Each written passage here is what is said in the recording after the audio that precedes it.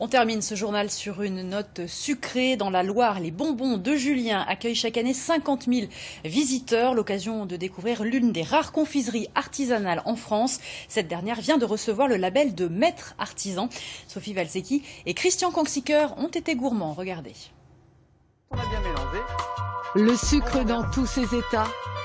Une pâte souple, translucide, une couleur acidulée.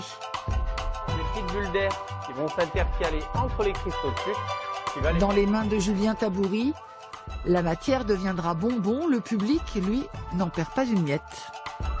Alors vous saurez que c'est aussi comme ça qu'on fait les rayures sur les zèbres. Si. Julien Taboury se définit comme un artisan. Il fabrique ses berlingots à l'ancienne et façonne ses sucettes à la main. Un fil de pâte à bonbons. Le sucre cuit, c'est le bonbon le plus ancien. La bergamote de Nancy, la bêtise de Cambrai, le berlingot, tous ces bonbons-là ont été inventés à la même époque, au 19e siècle. Et ça perdure, hein, c'est le même savoir-faire, c'est la même fabrication qu'on fait au goût du jour. Ça va Mathis? Elle est bien cette guimauve? Ouais, elle est pas mal. Bon, super. La guimauve, autre produit phare du confiseur, elle vient d'ailleurs d'être primée.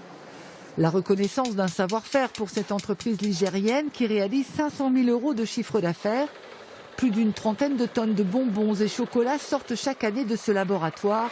Son créneau, le haut de gamme.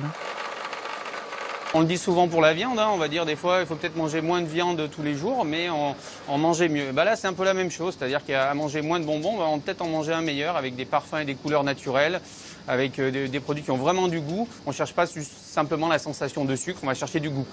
Dans la boutique du fabricant, on retrouve le public encore subjugué par la démonstration du confiseur. C'était plutôt bien. Il nous explique comment on fait les bonbons. On pourra peut-être les reproduire à la maison. Ouais, c'est curieux de voir une fabrication de bonbons. À mon âge, c'est la première fois que je vois ça. J'en avais jamais vu. Le secret de fabrication des confiseries attire, selon l'entreprise, 50 000 visiteurs par an. Et voilà comment on fait les grandes sucettes. Le 19